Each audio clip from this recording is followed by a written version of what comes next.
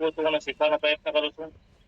અને આજે મને જે શરૂઆત કરવાનો મોકો મળ્યો આપણા બધાની ગ્રેટ અપલાઈન દિનેશભાઈ ચાવડા, અને મને કહેવામાં આવ્યું સાહેબ આજે મારું પોસ્ટમાં નામ જોયું તો મને ખરેખર આવું પ્રાઉડ ફીલ થયું કે ભાઈ ખરેખર મને તો આજે શરૂઆત કરવાનો મોકો મળ્યો ને હું ભાગ્યશાળી માનું છું.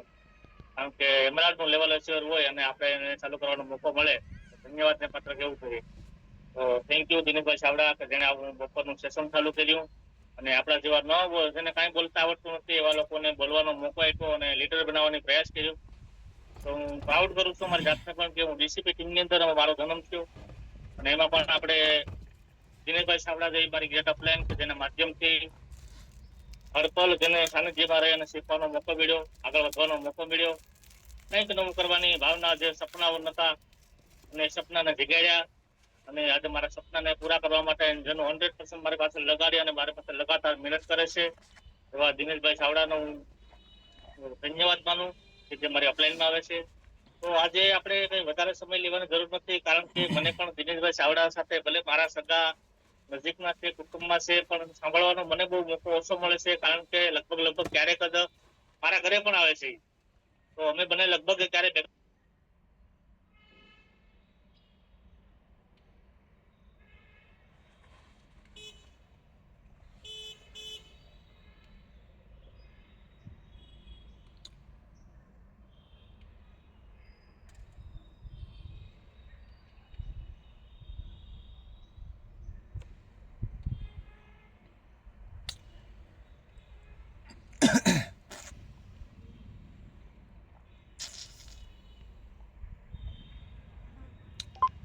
પ્રતાપભાઈને શાયદ નેટવર્ક જતું રહ્યું લાગે.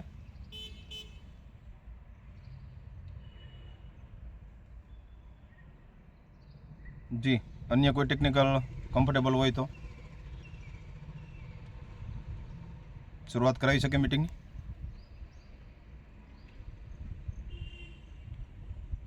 જી સર, થેન્ક યુ. તો ભાઈને કદાચ કંઈ કવરેજ ઇસ્યુ લાગે છે, ચાલુ વાતમાં અવાજ છૂટી ગયો છે, તો થેન્ક યુ. બસ પ્રતાપભાઈ જે રીતે જલ્દી ઇન્વાઇટ કરવા માંગતા હતા ગુરુદેવ, કેમ કે આજે આપણે બહુ અગત્યના ટોપિક ઉપર અને ખાસ તો આપણા દિવસ આપણે બધાને ક્લોઝિંગ કરવું, કઈ રીતે આપણે બધાને પાર્ટીના લેવલ ચેન્જ કરવા, કઈ રીતે બિઝનેસને મેન્ટેન કરવું, સ્લેબને મેન્ટેન કરવું, એની જે કંઈ પણ માર્ગદર્શન અને માહિતી આજે આપણી વચ્ચે ગુરુદેવ આવ્યા છે લઈને, તો વિશેષ આપણે આજે ગુરુદેવને સાંભળવાના છે. કેમ કે પ્રતાપભાઈ કીધું એ પ્રમાણે વારંવાર અવસર નથી મળતો ચાવડા સરને સાંભળવાનો, પણ આજે લાસ્ટ તારીખ અને આજે લાસ્ટ દિવસના અંતમાં જે કંઈ પણ અહીંથી માર્ગદર્શન અને જે કંઈ પણ ગાઈડલાઈન મળે એ મુજબ આપણે બધાને આજે ક્લોઝિંગ ઉપર ફોકસ આપવાનું છે. તો આપણા બધાની જોરદાર તાલીમ હશે, શાનદાર બધાની કેકિંગ વિશે હું ગુરુદેવ ચાવડા સરને ઇન્વાઇટ કરવા જઈ રહ્યો છું. તો થેન્ક યુ, વેલકમ સર. જી જી જી, વેલકમ ગુરુદેવ ચાવડા સર. ધન્યવાદ વાણી સાહેબ, ખૂબ ખૂબ ધન્યવાદ. અને પ્રતાપભાઈ વાડેને ખૂબ ખૂબ ધન્યવાદ. વેલકમ ભાઈ. થેન્ક યુ બેન. Welcome. Thank you. Welcome sir. Welcome sir. ધન્યવાદ. અને હોસ્ટ હશે એમનું રિક્વેસ્ટ કરું માઇક ઓલ મ્યુટ આપે. માઇક બધાના ઓપન સર છે. માઇક બંધ થઈ ગયું તમારું. હા, ઓલ મ્યુટ આપી દે જે હોસ્ટ હોય તે. સરસ, તો ખૂબ ખૂબ ધન્યવાદ પ્રતાપભાઈનો. અને એમરજન્સીમાં કાંજીભાઈ વાણવીએ આપણી વચ્ચે આવીને આજની મીટિંગની શરૂઆત કરવી બદલ એમનો ખૂબ ખૂબ ધન્યવાદ. જી, 31 જ્યારે તારીખ હોય ત્યારે તમારી વચ્ચે આવવાનો મોકો મળે છે. બાકી તો આપણી ટીમની વચ્ચે ઘણા બધા સ્ટાર પિન્ડોલિટી ટેકનિકલ એવા લીડરો છે કે જે એને પણ સાંભળો એક જીવનનો લાવો છે. તો એમનો ખૂબ ખૂબ ધન્યવાદ. આજની મીટિંગની શરૂઆત કરતાં પહેલાં મારો પરિચય આપું. મારું નામ દિનેશ ચાવડા, ગીર સોમનાથ પ્રાચી, અને આ પવિત્ર અભિયાનની અંદર છેલ્લા 7 વર્ષથી એક સેવક બની અને સેવા આપી રહ્યો છું. શા માટે સેવા આપણે આપવી જોઈએ, સેવા આપીએ તો શું આપણને મળે એમ છે, એ ટોપિક ઉપર આજે લાસ્ટ દિવસે વધારે ચર્ચા નહીં કરશું, પણ ચર્ચા આપણે આજનો છેલ્લો દિવસ છે તો એના ઉપર થોડીક ચર્ચા કરી લેશું કે આજે લાસ્ટ ડે છે અને ક્લોઝિંગનો છેલ્લો દિવસ છે આજે. તો જ્યારે મોકો મળે ત્યારે હું કહું છું કે ભાઈ 31 તારીખ અથવા તો 30 તારીખ એવો દિવસ હોય છે કે જે આપણી ગામડાની ભાષામાં આપણે કહીએ ને તો ચૂંટણીની છેલ્લી રાત, ચૂંટણીના 15 દિવસ પહેલાં એટલી હદે જોરશોર પસાર હાલતો હોય અને ઘણું બધું પાસાઓ ઉપર કાર્ય કર્યું હોય અને ઘણા બધા લોકોને એવું લાગતું હોય કે ભાઈ આજ વ્યક્તિ 100% જીતશે, છતાં પણ છેલ્લી નાઇટમાં જે પણ કોઈ નેતા હોય એ પૂરી મહેનત કરી નાખે ને તો છેલ્લી રાતે એ ચૂંટણીની જે કંઈ હાર જીત હોય ને એના પાસા પલટી નાખે. એ જ રીતે 1 તારીખથી લઈને આપણે 30 તારીખ સુધી ઘણું બધું મહેનત કર્યું હોય કે ભાઈ આપણે અહીં પહોંચાડવા, છતાં ભાઈ કોઈ કારણોસર ત્યાં ન પહોંચી શકતા હોય. પણ વ્યવસ્થિત જો આજે છેલ્લા દિવસે ક્લોઝિંગ કરવામાં આવે તો ન ધારેલું રિઝલ્ટ પણ છેલ્લા દિવસે નીકળી શકે એમ છે. તો આજે આજનો છેલ્લો દિવસ છે, લાસ્ટ દિવસ છે. તો આપણી ટીમની અંદર ખાસ કરીને તો બધાને એ ફોકસ મારવાનો છે કે ગ્રીન ગ્રોથ મહાસંમેલન જે ક્રાંતિવીર ટીમની અંદર જવા થઈ રહ્યું છે તો એમનો એન્ટ્રી લેવાનો આ છેલ્લો મહિનો છે. ઓગસ્ટ મહિનામાંથી એમાં એન્ટ્રી મળશે નહીં. તો આપણું પહેલું ફોકસ એવું હોવું જોઈએ કે ગ્રીન ગ્રોથ મહાસંમેલન જે કંઈ ક્રાંતિવીર ટીમથી બહુ મોટું થવા જઈ રહ્યું છે ભીલોડાની ધરતી ઉપર, તો આપણે ત્યાં લઈ જવાનો એક મોકો મળ્યો છે. પણ ત્યાં એન્ટ્રી થવાનું મિનિમમ જે ખાલી એન્ટ્રી થવાની વાત કરું છું કે ત્યાં તમામ લોકો નહીં આવી શકે. જેમ આપણે દર વખતે ભીલોડા જઈએ છીએ અને બસો ભરીને જઈએ છીએ જેનું કદાચ વિધાઉટ આઈડી હોય કે ન હોય છતાં પણ આપણે ત્યાં લઈ જઈએ છીએ. પણ આ વખતે આપણે એવા લોકોને ત્યાં નહીં લઈ જઈ શકીએ. મિનિમમ જેની સેલ્ફ આઈડી ઉપર 1500 PV હશે તેમને જ ત્યાં એન્ટ્રી છે. એ પછીથી વાત કરીએ તો મેક્સિમમ 28 થી 30 ટાર્ગેટ છે એના ઉપર, કે 28 થી 30 ટાર્ગેટમાંથી કોઈ પણ તમે ટાર્ગેટ પકડો તો ત્યાં તમારું સન્માન થશે. ઘણા બધા ટાર્ગેટો એવા છે, ઘણા બધા સન્માન એવા છે કે ટીસી બાપાના હાથથી આપણને સન્માન મળશે. તો એના ઉપર આપણે પૂરેપૂરો ફોકસ મારીએ. બીજું આજે ક્લોઝિંગ ડે છે તો આપણી ટીમના તમામ ખાસ કરીને જે એક્ટિવ લોકો છે જે હરસેમ કે નામ કરે છે તો એમનો આપણે સ્લેબ જોઈએ. કોઈની ખરીદી 1500 PVમાં ઘટે છે, 2500માં ઘટે છે, 5000માં ઘટે છે. 12% જે કે આપણો ફ્રી પ્રોડક્ટ છે એમાં ક્યાંક ને ક્યાંક 50 PV કે એવું કંઈ મિનિમાઇઝ મતલબ માઇનસ રહી જાય છે. તો એના ઉપર આપણે ફોકસ મારીએ. મતલબ બપોર પછીનો સમય આપણે હંમેશા નેટ ઉપર બેસવું જોઈએ. નેટનો મતલબ એ થાય કે આપણું યોર ગ્રુપ યોર બિઝનેસ ખોલી અને એક વ્યક્તિનો જોઈ એને આપણે ફોન કોલ કરવા જોઈએ. અને કારણ કે એમને કંઈ ખ્યાલ ન હોય, જ્યાં સુધી કોઈ પણ વાઇટલના પગથિયામાં ન બેસે ને ત્યાં સુધીને ખબર જ ન હોય છેલ્લા દિવસે શું કરવાનું હોય. તો ક્યાં સુધીની જવાબદારી આપણી છે. વાઇટલ પેનેસિવરને યાદ હોય કે ભાઈ મારે ક્યાં પહોંચવું છે, તો કોઈ વ્યક્તિ નવો આવ્યો એને ખ્યાલ ન હોય કે ભાઈ છેલ્લા દિવસે કઈ રીતે કાર્ય કરવાનું, કેટલું મારે ઘટે છે. તો એ આપણે બધાને ધ્યાન રાખવાની છે. અને કોઈ એક ગલી પૂરતી નહીં, આપણી આઈડીની નીચેથી જેટલી પણ ગલીઓ હોય, મતલબ જેટલા પણ બી લેખ ખોલેલા હોય એ તમામ બી લેગની અંદર આપણે ફોકસ મારી અને ત્યાં તળિયા સુધી જવું પડે. ઘણી વખત આપણે શું કરતા હોય, ખાલી આપણે આપણો બી લેગ જોઈ લઈએ અને જેના સ્લેબ સેટ કર્યા હોય એનો આપણે બી લેગ જોઈ લઈએ. પણ ઘણા બધા એવા હોય કે ત્યાં એની ગલી હોય. મારે સવારે ફોન આવ્યો તો વાત કરી કે સાહેબ આટલું ઘટે, તો મેં કીધું બરોબર છે, આટલું કરી નાખો એટલે આટલું તમારું થઈ જાય. તો એવા તમામ લોકો ના હોય કે સામેથી આપણને ફોન કરે. પણ આપણી બધાની જવાબદારી આવે કે આપણી ટીમના તમામ એક્ટિવ લોકોને કમસે કમ નેટ ઉપર જઈ બધું જોઈ અને એને કેટલું ઘટે છે એના ઉપર આપણે બધાને ફોકસ મારવો જોઈએ. અને છેલ્લે જાજુ નથી કંઈ કહેતો, બસ છેલ્લે 20% બિઝનેસ તમે ખેંચો નથી, ખેંચો ન કહેવાય. છેલ્લે તમે છેલ્લા દિવસે 20% બિઝનેસને તમે લઈ જાઓ ને ખેંચીને, તો એ બિઝનેસને ખેંચો ન કહેવાય. એ તો નેટવર્ક માર્કેટિંગનો નિયમ છે કે ભાઈ છેલ્લે 10 થી 20% બિઝનેસ તો દર લેવલે ખેંચાઈને આવતો હોય છે. પણ એથી વધારે જો ખેંચવો પડે તો ક્યાંક ને ક્યાંક આપણે થોડીક આપણી કામ કરવાની પદ્ધતિને બદલવી પડે એમ છે. હું એવું માનું છું કે 20%થી ઉપર ક્યારેય બિઝનેસ છેલ્લા દિવસે ખેંચવો ન જોઈએ. 20% સુધી ખેંચો. એથી ઉપર જો મારે દર છેલ્લી તારીખે જ બિઝનેસ ખેંચવો પડતો હોય તો એનો પર્પઝ એ છે કે મેં આવતા મહિનાનું એડવાન્સ કામ આ મહિનામાં કરી લીધું અને એ ગેપ પૂરવામાં મહિના નીકળી જાય છે. અને હું અમારી કોર મિટિંગમાં એક પોઈન્ટ દર વખતે કહું છું કે ભાઈ કોઈ પણ સ્થિતિમાં તમે સ્ટેબલ બિઝનેસ ન રાખો. બિઝનેસ હંમેશા ગ્રોથ થવો જોઈએ, સ્ટેબલ નહીં કે ભાઈ દર મહિનાની 30 તારીખે મારો આ તો હાઈ બિઝનેસ ત્યાં આવીને ઊભો રહેશે.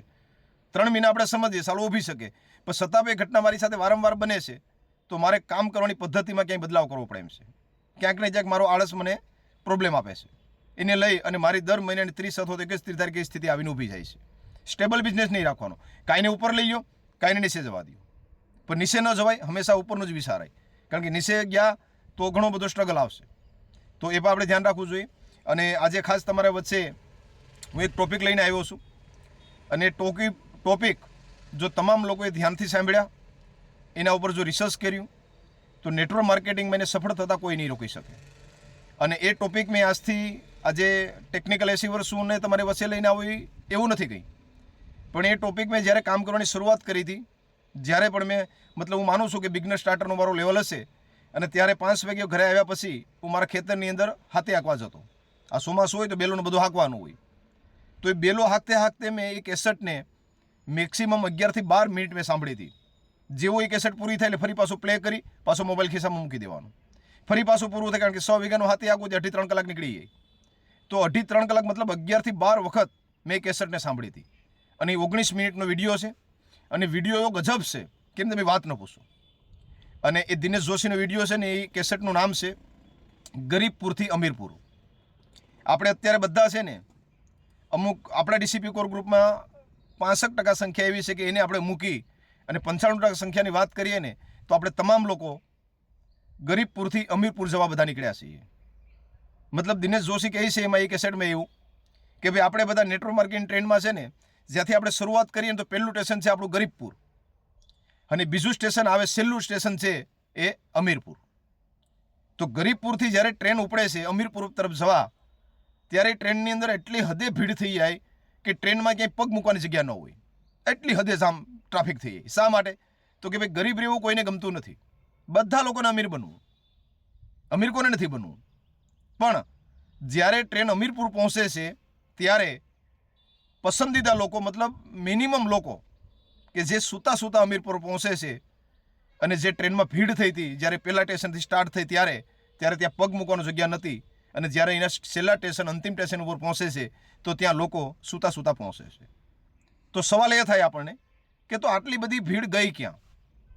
ક્યાં જતી રહી આટલી બધી ભીડ? એમ જ્યારે ટ્રેનની શરૂઆત હતી તો કોઈ ક્યાંય પગ મૂકવાની જગ્યા નથી ટ્રેનમાં, અને જ્યારે છેલ્લું સ્ટેશન અમીરપુરનું મતલબ સફળતા આવી તો ત્યાં ખાલી જે કમિટમેન્ટ લોકો હતા એ જ રહ્યા, બાકીના બધા ઉતરી ગયા. તો પહેલું શા માટે ઉતરી ગયા એના ઉપર જ આપણે આજે ચર્ચા કરશું.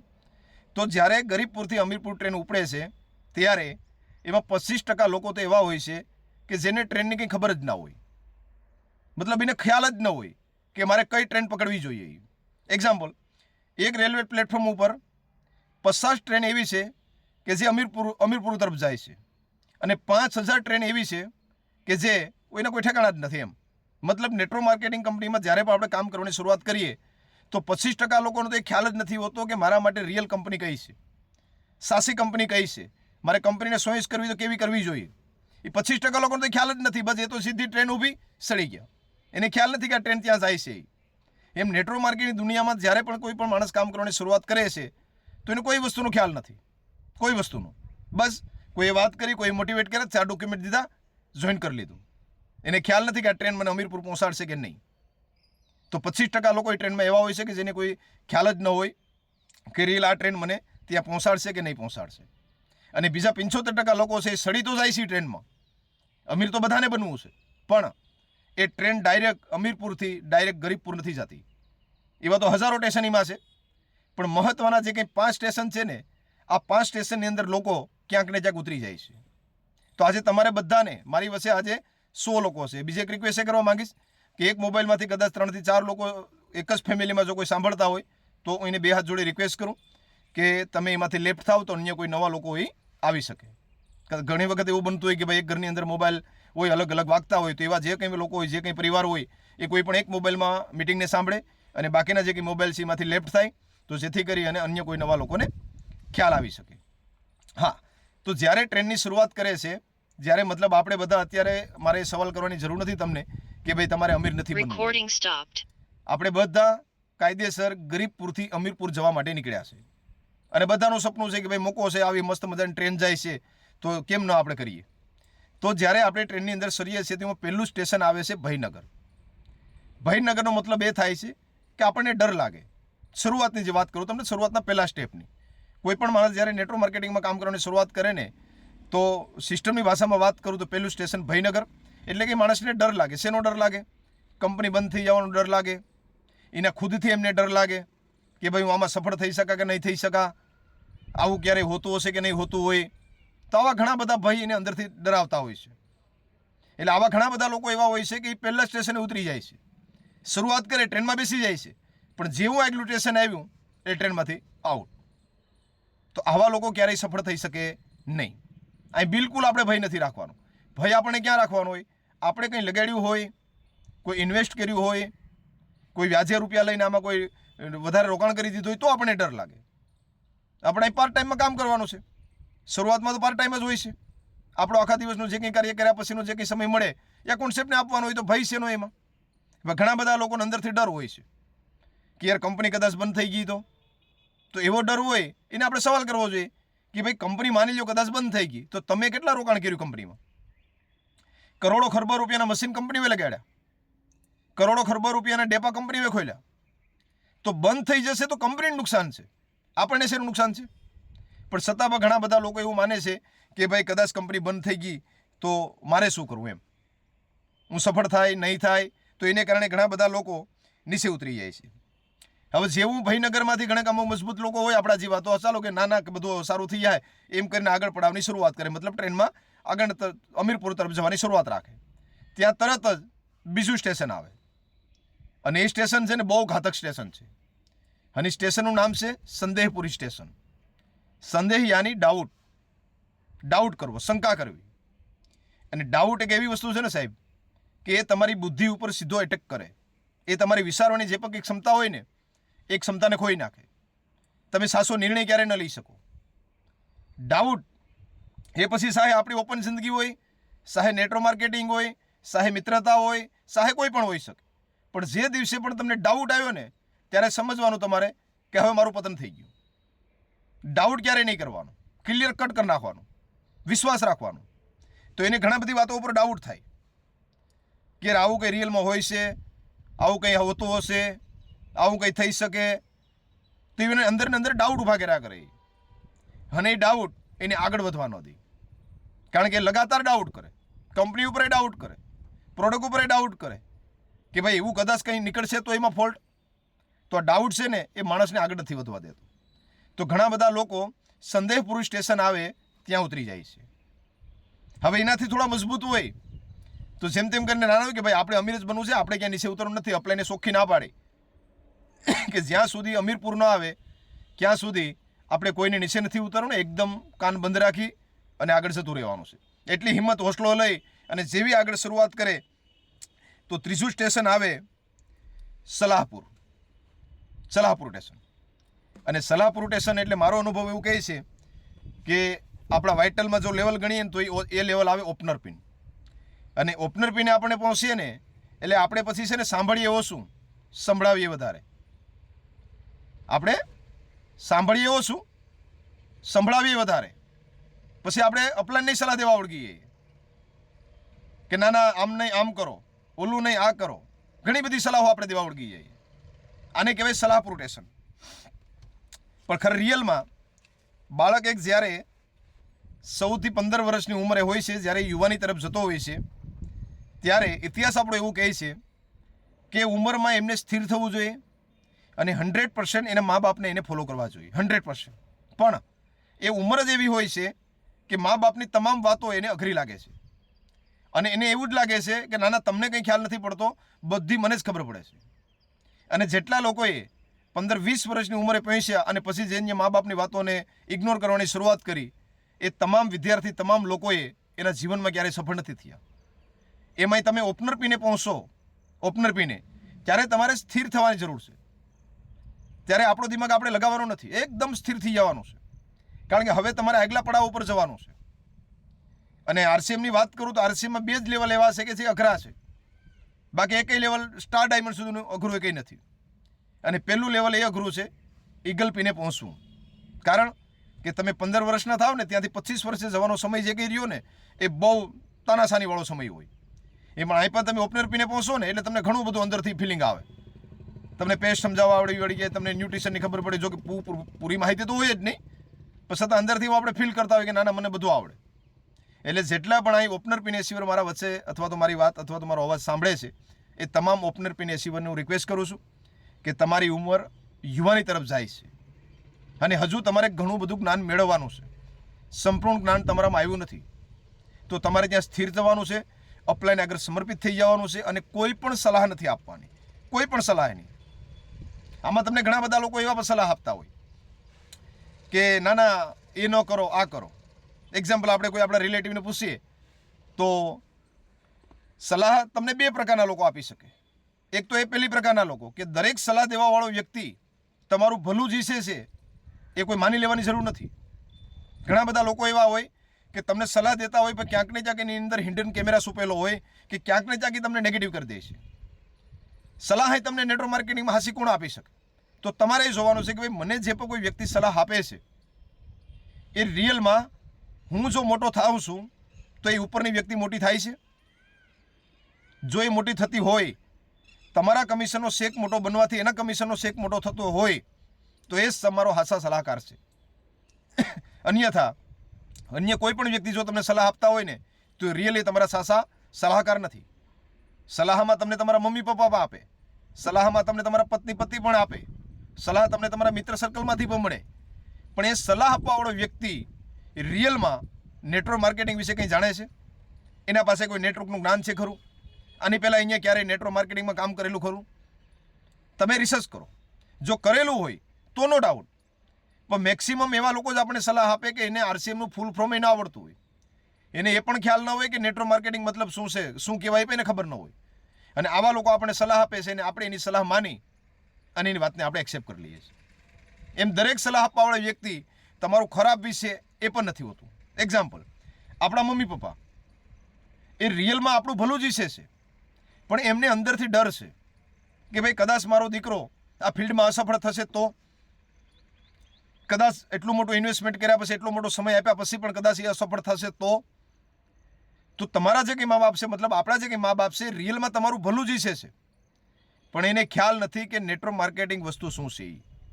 એને ક્યારેય એ વસ્તુ કરી નથી કે ન તો એના ખાનદાનમાં ક્યારેય કામ કરવામાં આવ્યું છે. તો આપણે સિસ્ટમ એવું કહે છે કે એમની પણ વાત આપણે માનવી ના જોઈએ. વાત આપણે રિયલમાં કોની સલાહ લેવી જોઈએ? તો કે જે નેટવર્ક માર્કેટિંગનો એક્સપર્ટ હોય, જે રિયલ નેટવર્ક માર્કેટિંગની દુનિયામાં સફળ થયો હોય એવા વ્યક્તિને આપણે વાતને એક્સેપ્ટ કરવી જોઈએ. ન તો આપણા સાડુભાઈ, ન તો આપણા શાળા, કે ન તો આપણા કોઈ રિલેટિવ કે જેને નેટવર્ક માર્કેટિંગની કોઈ ખ્યાલ જ ન હોય. તો જેમ તેમ કરી આપણે સલાહે લઈએ, કદાચ કરી લઈએ, ન લઈએ, કોઈની બિનજરૂરી સલાહો ન લઈએ અને હિંમત કરી અને કહીએ કે ચાલો કાંઈ વાંધો નહીં સાહેબ, ગમે એવી સ્થિતિ આવશે, મારે તો અમીરપુર ફાઇનલ પહોંચવું છે. કારણ કે ગરીબપુરમાં પેઢીઓ નીકળી ગઈ અને ગરીબાઈની જિંદગીમાં એટલી માથાકૂટો છે ને કે એની વાત ન પૂછો. પણ નેટવર્કના માધ્યમથી મને એક જો ટ્રેનમાં બેસવાનો મોકો મળ્યો ને તો સેલા સ્ટેશન સુધી હું ઉતરા નહીં. આવો મજબૂત પ્રયાસ કરી અને માણસ આગળ વધે છે. ત્યાં ચોથું સ્ટેશન આવે આળસપુર. અને અહીંયા આળસપુરનું મતલબ થાય આપણા આરસીએમના કોન્સેપ્ટને લઈને આપણે હાલીએ ને તો મારો અનુભવ એવું કહે છે કે માણસ ટાર પિન પહોંચે ને એટલે પછી ત્યાંથી એને આળસ આવવાની શરૂઆત થાય. ત્યાંથી પછી કંઈક ને કંઈક માણસ આળસ કરવા ઉડી જાય. ક્યાં સુધી તો દોડે, કારણ કે ત્યાં સુધી એટલી ઇન્કમ ન હોય. પણ જ્યારે 15-20 હજારનું કમિશન તમારું બનવા વળગી જાય એટલે તમે બની જાઓ આળસુ. અને આળસ એવી વસ્તુ છે સાહેબ કે એની વાત ન તમે પૂછો. વસે એક જોક્સ કહી દઉં આળસના ઉપર, એટલે તમને કોઈને કંટાળો ન આવે. એક મંડળ હલાવતા હતા અને એ મંડળનું નામ રાખ્યું આળસપુર મંડળ. અને મંડળની અંદર એ જ લોકો એન્ટ્રી લઈ શકે કે જેનામાં અઢળક આળસ હોય, અઢળક આળસ. અને એવા નમૂના છે ને મળી જ રહી, આપણા ગામમાં મળી રહી, આપણા પરિવારમાં મળી રહી, બધામાં આળસુ લોકો આપણને મળી જ રહી. તો આળસના લીડર, હવે લીડર નક્કી કોને કરવા એમ? તો જેમ તેમ કરીને નક્કી કે ભાઈ જેને વધારે આળસ હોય ને એને આપણે ગ્રુપના પ્રમુખ બનાવીએ. તો કોઈ મંત્રી બન્યા, કોઈ પ્રમુખ બન્યા, ઘણા બધા હોદ્દાઓ છે કે બધા એ સંભાળ્યા. અને છેલ્લે એક એવા લીડર હતા કે જેને આળસ પ્રમુખ મંડળના પ્રમુખ બનાવવામાં આવ્યા. અને એક દિવસ આળસ પ્રમુખ મંડળના જે કંઈ સભ્યો ગામના ઓટલે બેઠા હતા અને ત્યાંથી પ્રમુખ 4 વ્હીલ લઈને નીકળ્યા. જે પ્રમુખ હતા ને, જેને પ્રમુખનું બિરુદ આપ્યું હતું, એ 4 વ્હીલ લઈને ત્યાંથી નીકળ્યા. અને આળસ મંડળના જે કંઈ સભ્યો હતા એ ત્યાં ગામના ઓટલે બેઠા હતા. એટલે અહીંયા જોયું તો ગાડીની સ્પીડ હતી 100 થી 150ની વચ્ચે, 4 વ્હીલની. એટલે આળસ મંડળના જે કંઈ સભ્યો હતા એને કીધું કે ભાઈ આ ન ચાલે કે એમ, પ્રમુખ થઈ અને આટલી ઉતાવળ કરે એ થોડું આપણે ચાલે. આપણે તો બધા આળસુ માણસો છે એમ. આપણે તો એકદમ સ્લોથી ગાડી હલાવવી જોઈએ, આપણે એટલી સ્પીડથી ગાડી ચલાવી ન શકીએ. એટલે બધા સભ્યો કીધું યાર વાત સાચી છે, આ તો આપણે મંડળની વિરુદ્ધ જાય છે. કે તો પ્રમુખને ફોન કર્યો અને કહેવામાં આવ્યું કે ભાઈ તમે અત્યારે 100 થી 150ની સ્પીડે જે ગાડી લઈને ગયા છો તો તમે આળસ મંડળ પ્રમુખના પ્રમુખ છો અને તમે એટલી સ્પીડે ગાડી ચલાવો, આ સિસ્ટમ વિરુદ્ધ છે. અને પછી પ્રમુખે જવાબ આપ્યો કે મારી વાત તો તમે સાંભળો. તો કે હા, કે હું એટલી સ્પીડે મારી ગાડી ચલાવી જ નથી, પણ મારે મારવાની હતી બ્રેક અને ભૂલમાં લાગી ગયો લીવર ઉપર પગ. શું મારવાની હતી? મારવાની હતી બ્રેક, પણ ભૂલમાં બ્રેકથી પગ જતો રહ્યો લીવરની ત્યાં. તો હવે પછી મને આળસ થયો કે હવે કોણ ખેવે પગને એમ, જવા દો જેટલી જાતી હોય એટલી. એટલે પછી એલા જે કે મંડળના સભ્યો હતા ને એને કીધું કે ના ના તો તમે મંડળના પ્રમુખ એકદમ બિલકુલ બરાબર છો. હવે સાહેબ તમે કલ્પના કરો, એક ખાલી 2 ઇંચનું અંતર એક્સિલેટરને ત્યાંથી લઈને બ્રેક સુધીનું એ ખેવામાં પછી એને આળસ હોય એ આ દુનિયામાં શું કરી લેવાના? મને જવાબ આપો, તમે શું કરી લેવાનો? એમાંય નેટવર્ક માર્કેટિંગની ટ્રેન્ડમાં જ્યારે માણસ સ્ટાર પિન બની જાય છે અને 15-20 હજારનું એમને કમિશન, ઘણા બધા આપણા જ ગ્રુપની અંદર લોકો છે, આપણા જ ગ્રુપમાં છે એવા લોકો કે રિયલમાં એને જરૂર હતી ભાગવાની, પણ એને આળસ આવી ગયો. શા માટે? એક્ઝામ્પલ, મેં મારા જીવનમાં સાહેબ ક્યારેય 10,000થી ઉપર ઇન્કમ હું ક્યારેય નહોતો પહોંચ્યો, ક્યારેય નહીં, નેવર. પણ 31 માર્ચ 2021ના 2:30 વાગે હું સ્ટાર પિન બન્યો, મારો સ્ટાર પિનનો બિઝનેસ ડેવલપ થયો એક્ઝેક્ટલી 3:30 વાગે. અને એ આગલા મહિનાનું જે કંઈ કમિશન આવ્યું 21,447 રૂપિયા હતું, તો હું ખુશ થયો. અને પછી એને મેં નિર્ણય લીધો કે હવે મારે આરસીએમની અંદર ફૂલ ટાઈમ કાર્ય કરવાનું છે, ફૂલ ટાઈમ. કારણ કે જિંદગીમાં કોઈને નથી મળ્યા, મારા પરિવારની અંદર કોઈ દર મહિને 20,000થી ઉપરની ઇન્કમ લઈ જ નહોતું શક્યું. અને નેટવર્કના માધ્યમથી મને જો ખુદને 20,000 રૂપિયા આપ્યા હોય તો હવે મારે ભાગવું જોઈએ. અને 2 જ મહિનામાં હું ગોલ્ડ રોયલ્ટી શરૂ બન્યો હતો. પણ જ્યારે આપણે જરૂરિયાત પૂરતી આપણે ઇન્કમ આવી જાય ને પછી આપણે આળસ કરી લઈએ છીએ. એટલો આળસ કે પછી આપણને એમ લાગે છે કે ના ના એ તો હવે ટીમ કામ કરે છે ને. કે કારણ કે શું છે, તમને ત્યાં પછી કોર મિટિંગમાં એન્ટ્રી મળી જાય, ઉપરથી તમને થોડુંક માન સન્માન મળી જાય, ક્યાંય પણ કોર સેમિનારના મિટિંગ હોય તો એમાં તમને ત્યાં બોલાવે, એટલે આપણને એવું લાગે કે ના ના હવે તો હું કંઈક શું એમ. પેલું કહે ને કે સાલા મેં સા બન ગયા. પણ નહીં સાહેબ, આળસ જીવનમાં ક્યારેય ન હોવો જોઈએ, ક્યારેય નહીં. મેં પ્રેક્ટિકલ બધું કરી લીધું.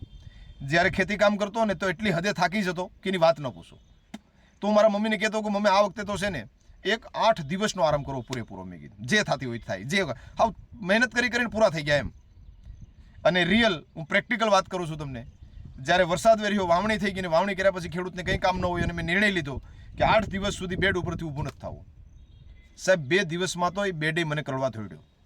2 દિવસમાં 2 દિવસ તો મેં પૂરો આરામ ન કર્યો ને કે મારી બોડીને કમ્પ્લીટ પરફેક્ટ આરામ મળી ગયો, કમ્પ્લીટ મળી ગયો આરામ. અને ત્યારે નક્કી કર્યું કે ના ના એવું કંઈ હોતું જ નથી, આરામ કરવો જરૂરી છે, પણ હાવ પડ્યું જ રહેવું બેડ ઉપર એનો કોઈ મતલબ નથી ભાઈ. અને ત્યારથી મેં આળસ નક્કી કરી લીધું કે ના ના ભાઈ એવું કંઈ હોતું નથી, શરીર પાસે જેટલું કામ કરો ને એટલું થાય છે. તો જીવનમાં ક્યારે આળસ ન રાખવો જોઈએ. તો આ ચોથા સ્ટેશને જે પણ કંઈ લોકો પહોંચી જાય એ આળસપુર નામનું જે કંઈ સ્ટેશન આવે ને ત્યાં ઉતરી જાય છે કે હવે તો લોકો કામ કરશે, મારે તો ટીમ બની ગઈ છે, મારે તો કંઈ કરવાનું હોય નહીં, અને પોતે આરામ કરી જાય છે. અને આરામ કરે છે ને સાહેબ એટલે એનું પણ નુકસાન જાય છે. અને એની ટીમની અંદર જે કંઈ લોકો આવ્યા ને એને જે આપણે ગ્રોથે પહોંચાડવા છે, જે લેવલે આપણે પહોંચાડવાના છે, જે સપનાઓ લઈને આપણી સાથે જોડાણા છે, એનો આપણે વિકાસ કરી શકતા નથી, રિયલ વિકાસ નથી કરી શકતા. કારણ કે આપણે આળસપુરના સ્ટેશને ઉતરી ગયા છે. તો જે પણ લોકોને ક્યાંય એવું લાગતું હોય કે કદાચ હું આળસપુરના સ્ટેશને ઉતરી તો નથી ગયો ને, એ તમામ લોકોનું 2 હાથ જોડી રિક્વેસ્ટ કરું કે સાહેબ પ્લીઝ, તમારો આળસ તમારું તો નુકસાન કરે છે, પણ તમારી સાથે જે લોકો સપના લઈને આવ્યા છે એ તમામ સપનાઓનું તમારા હાથે એની હત્યા થઈ રહી છે. મહાવીર સારણ કહેતા ત્યારે જ્યારે ટાર્ગેટ ઉપર કામ થતું ને ત્યારે કે ભૂપતભાઈ आपने अगर 25,000 पीवी नहीं किया ना तो आप टीम की हत्या कर रहे हो. એમ આપણે 25,000 પીવી નથી કહેતો હું તમને, પણ અગર જો તમે 5,000 પીવી ન કરાવ્યો ને સાહેબ તો રિયલ તમે ટીમની હત્યા કરો છો. કારણ કે હું લીડર છું, મને જોઈને તો ટીમ હાલે છે, મારે તો ટીમને દિશા આપવાની છે. હું 5,000 પીવી કરા તો હું ટીમ પાસે કરાવી શકું, પણ હું જ છેલ્લી તારીખ છે આજે, ઘણા બધા કોર ગ્રુપની વાત કરું, છેલ્લી તારીખ છે આજે. સવારે બધાનો બિઝનેસ હું જોતો હતો, ઘણા બધા એવા લોકો છે કે એની આઈડી ઉપર 0 ખરીદી છે હજી. ભાગ્યશાળી માનો કે તમારી ટીમ તમને જોઈને નથી હાલતી. ભાઈ જો તમને જોઈને ચાલતી હોત ને સાહેબ તો તમારી ટીમમાં એક પણ ડાયમંડ ન થાત. અને ઠુમર સાહેબ આપણે ઉનાના પ્રોગ્રામમાં પ્રેક્ટિકલ કરીને બતાવ્યું હતું કે ભાઈ તમે શું કરો છો ને એના ઉપર લોકોની નજર છે. તમે કાર્ય કરો ને એ જ જોઈ છે લોકો, તમે બોલો એ કોઈ માટે આઈએમપી નથી હોતું. તમે શું બોલો છો એને જ કોઈ જોતા, તમે કામ શું કરો છો એના ઉપર તમારી નજર રાખે છે લોકો. અને બધાને દાઢી હાથ રાખવાનું કીધું હતું ને ઠુમર સાહેબે ગાલે રાખી તો 90% લોકોએ ગાલે નહીં, ગાલે જ આંગળી રાખી હતી, દાઢીએ નથી રાખી. બાકી ઠુમર સાહેબે કીધું હતું કે ભાઈ તમારે બધાને દાઢી આંગળી રાખવાની છે, છતાં 90% લોકો ગાલે હાથે રાખે છે. શા માટે? કે ઠુમર સાહેબે ગાલે હાથે આંગળી રાખી હતી. તો આ આપણા જીવનની અંદર ક્યાંય આળસ આવ્યો હોય તો એ આળસ આપણે કાઢી નાખવું જોઈએ. કારણ કે MLMનો એક નિયમ છે, ઠુમર સાહેબે એ પણ ઉનાના પ્રોગ્રામમાં કીધું કે ભાઈ 1 થી 1 + 1 ગણિતની ભાષામાં 2 થાય છે, પણ નેટવર્ક માર્કેટિંગ ભાષામાં 1 + 1 11 થાય છે. તો અહીં 11 જેટલો ફાયદો આપે છે ને એમ સામું નુકસાન પણ 11નું જ છે, 11 ગણું નુકસાન જાય છે આપણનું અહીંયા. તમે એમ ન સમજતા કે મેં 1 દિવસ ફિલ્ડ નથી કરી એટલે મારું કોઈ નુકસાન નથી. નહીં સાહેબ, તમારું 11 ગણું નુકસાન જતું રહ્યું. હું કહું છું ને કે 1 સેકન્ડની કિંમત નેટવર્ક માર્કેટિંગ દુનિયામાં 1 કલાક ગણવામાં આવે છે. 1 સેકન્ડ તમે આમાં ગુમાવો ને એટલે કલાક તમારી બગડી છે, અને 1 કલાક ગુમાવો એટલે તમારો આખો દિવસ બગડ્યો છે, અને આખો દિવસ તમે બગાડો ને એટલે નેટવર્ક માર્કેટિંગ દુનિયામાં આખો તમારો મહિનો બગડે છે, અને આ 30 દિવસ બગાડવામાં આવે તો એ તમારું આખું વર્ષ બગડે છે. ઘણા બધા લોકોને પ્રેક્ટિકલ અનુભવ છે, કારણ કે આ MLM સિસ્ટમ છે, મલ્ટીપ્લાય સિસ્ટમ છે.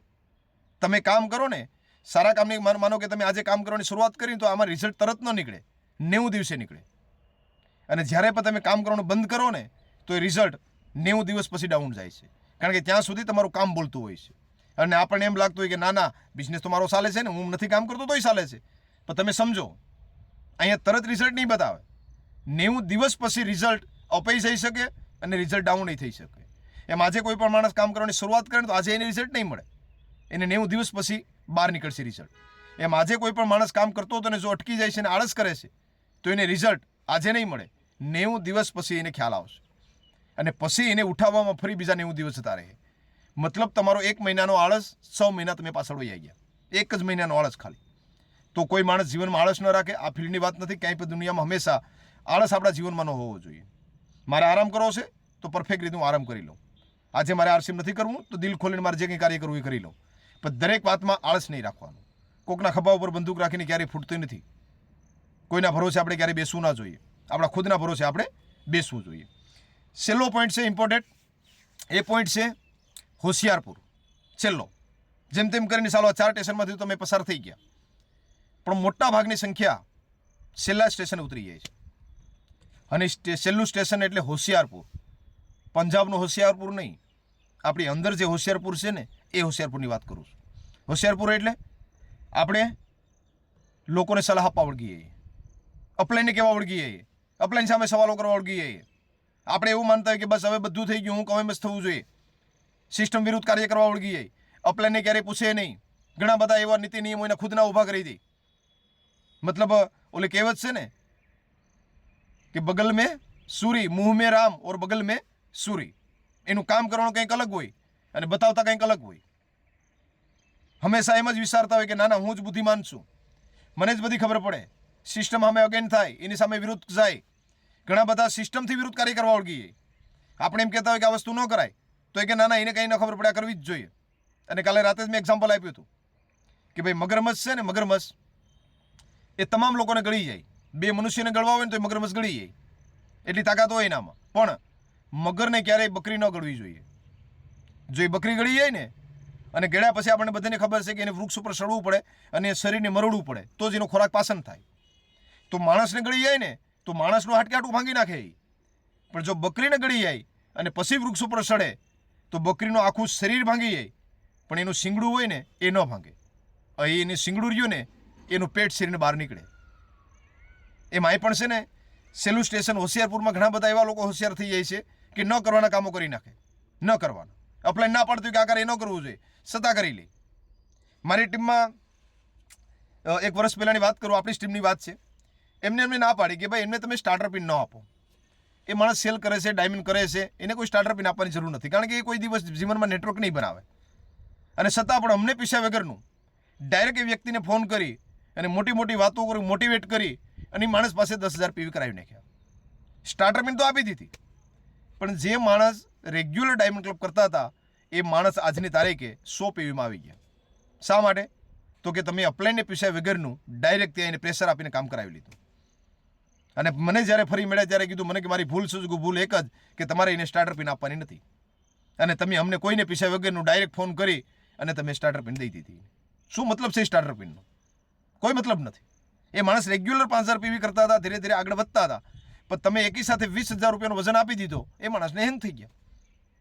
જેમ તેમ કરીને 100 મહિનામાં જે માણસ રેગ્યુલર ડાયમંડ કરતા હતા એનું ફ્રી પ્રોડક્ટ એ તૂટી, અને અત્યારે ખાલી 100 પીવી પર હોય તો મતલબ આપણી એક નાનકડી ભૂલને કારણે એક અપ્લાયને પૈસા વગર એક સ્ટાર્ટર પિન, મતલબ એક બિગનર પેશીવરને તમે કાયમ માટે ખોઈ નાખ્યા. તો આવું ક્યારેય હોશિયારી આપણે ખરેખર ન કરવી જોઈએ. એટલે આ છેલ્લા સ્ટેશનમાં જે પણ કંઈ ભીડ વધે છે એ તમામ ભીડ ત્યાં પૂરી થઈ જાય છે અને હોશિયારપુરના સ્ટેશનમાં ક્યાંક ને ક્યાંક ઉતરી જાય છે. આપણા ડીસીપી કોર ગ્રુપમાં તમે કદાચ ઓળખી ન શકતો હોય, પણ મને ખ્યાલ છે ઘણા બધા લોકો અત્યારે હોશિયારપુરના સ્ટેશન પર બેઠા છે. એ પોતાને એટલું જ કે સાલા મેં સાજ બન ગયા, એમ કોઈની વાત એક્સેપ્ટ કરવા તૈયાર નથી. એ આપણને જ હંમેશા સલાહ આપતા ફરે છે. આપણે કંઈક આવું પ્લાનિંગ આપીએ તો કે નહીં આ રીતે જ પ્લાનિંગ હોય. આપણે એમ કહીએ છીએ કે ના આવું છે તો કે ના એવું ના હોય, આવું જ હોય છે. મતલબ સલાહ જ દેવા વળગી. આપણે જ હંમેશા જ્ઞાન બાંટતા ફરે છે. તો આવા તમામ લોકોને એવું લાગતું હોય કે ખરેખર હું હોશિયારપુરના સ્ટેશનએ શું અને મારી હોશિયારી જરૂર કરતાં વધી ગઈ છે, તો મારે એને ખરેખર બ્રેક મારવાની જરૂર છે. બાકી જે ટ્રેનમાં આપણે બધા બેઠા ને નેટવર્ક માર્કેટની ટ્રેનમાં સપનાઓ લઈને, પરિવારના સપનાઓ, ટીમના સપના, પોતાના સપના, એ બધા સપના શરૂ થઈ જશે અને આપણે છેલ્લા સ્ટેશને ત્યાંથી આવીને ઉતરી જશું. તો આવા જે પણ કંઈ આપણી વચ્ચે લોકો હોય એને હું રિક્વેસ્ટ કરું છું કે સાહેબ તમે જે કંઈ અત્યારે તમને ખુદને એવું લાગે છે કે ના હું હોશિયાર છું, રિયલ આપણે આમાં હોશિયાર છે નહીં. મને તો આટલી ખબર પડે કે દિનેશ ચાવડામાં જો બુદ્ધિ હોત તો દિનેશ ચાવડાએ જે 7 વર્ષ ઓટો રિક્ષા હાંકીને એ હાંકતો ન હોત. એ ઓટો રિક્ષાની જગ્યાએ પ્લેન હાંકતો હોત. પણ અહીંયા સિસ્ટમ એવું કહે છે કે એક સિનિયર અપલાઇનને 5 વર્ષ સમર્પિત થવાથી, 5 વર્ષ સરેન્ડર થવાથી એ માણસ આપણે 50,000 ઇન્કમે પહોંચાડી શકતા હોય, તો મારું માનવું એવું છે કે આપણે 5 વર્ષ એને આપણો દિમાગ બંધ કરી દેવો જોઈએ. એ જે પણ કહે ને એ કાર્ય આપણે કરી લેવું જોઈએ. ક્યાંય નહીં. જોજો ખાસ તમે સમર્પિતનો મતલબ એ થાય 99.99% પર નહીં.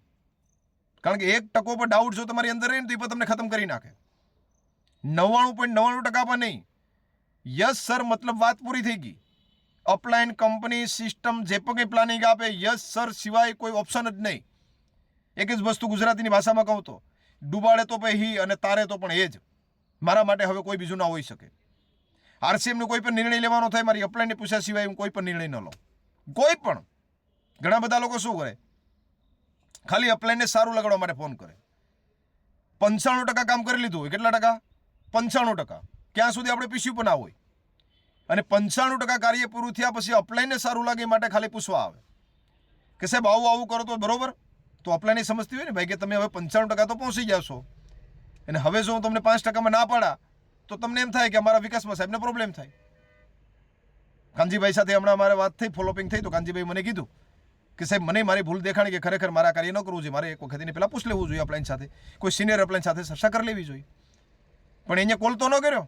ઘણા બધા લોકો તો 95% પહોંચી જાય અને ત્યાં પહોંચીને પછી એવું કહે કે સાહેબ આવું કરું છું. તો હવે તમે સમજો 95% પહોંચ્યા પછી જો અમે તમને ના પાડીએ, મતલબ કોઈ પણ અપલાઇન ના પાડે, તો તમને તો એ જ થાય ને કે સાહેબને અમે આગળ જઈએ તો અમને તકલીફ થાય. ભાઈ સાહેબને શા માટે તકલીફ થાય? તમે કોઈ સુખ સુવિધા લેશો તો અમે ક્યારેક આવશું, શા પાણી પીવું, એનો અમને લાભ મળશે ને.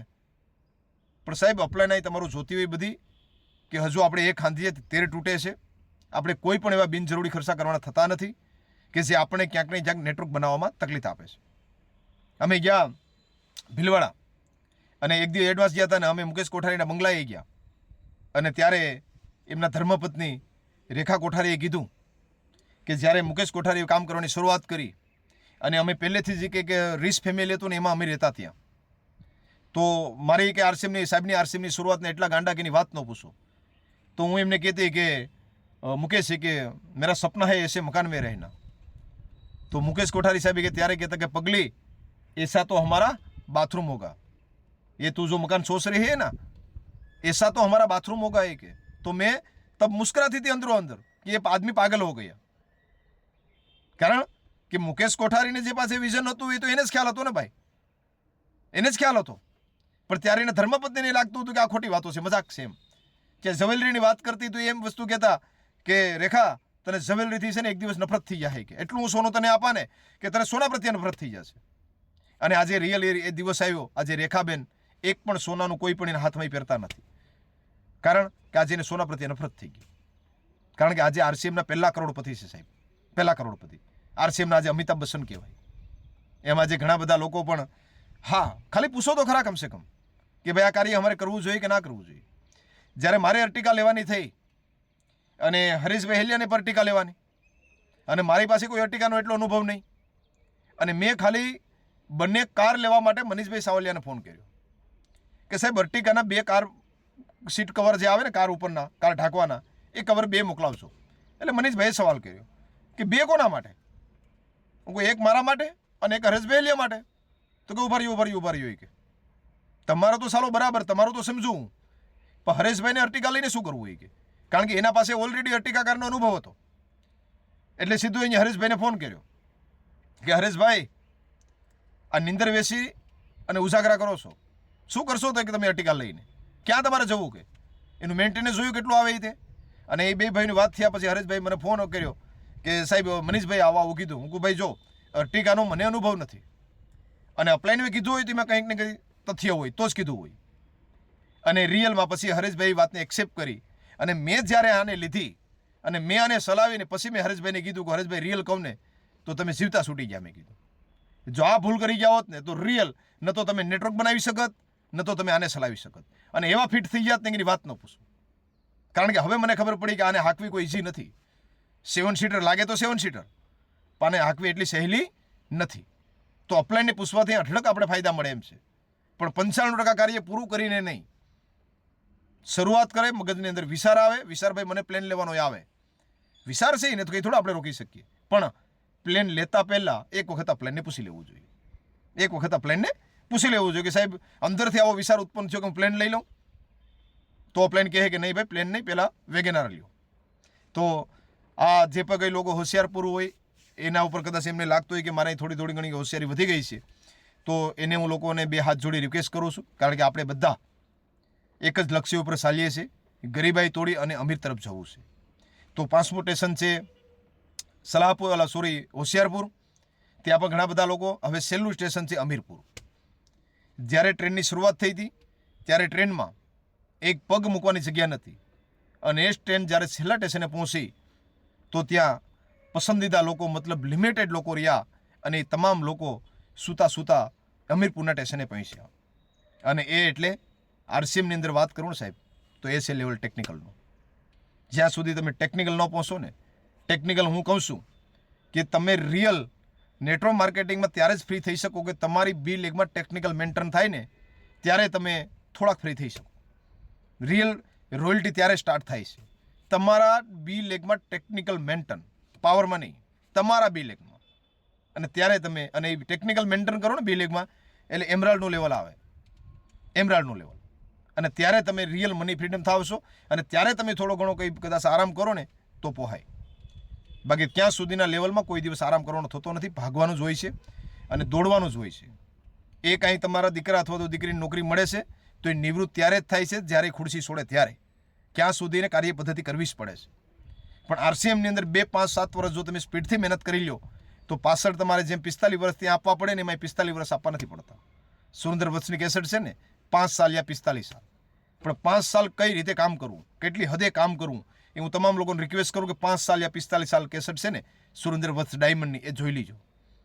સુરેન્દ્ર વત્સની સ્ટોરીમાં કહે છે કે અમે જ્યારે આરસીએમનો પ્લાન બતાવવા જતા ને તો ગોઠણ સુધી પૈસા વાળી લેતા કે એટલું ગટરમાં પાણી હોય કે. અને એમાં અમે ચાલીને જતા અને જેને ઘરે મળવા જવાનું હોય ને એ ત્યાં મળતા પહેલાં બધું કપડાં વિખેર કરીએ, પાછા બૂટ મોજા પહેરીએ અને પછી એના ઘરે અંદર એન્ટ્રી મારતા. અહીં મારી સામેલો બેઠેલો વ્યક્તિ કોઈને પણ હજુ પૈસા વાળવા પડતા નથી કારણ કે એવી સ્થિતિ આપણે હજુ છે જ નહીં.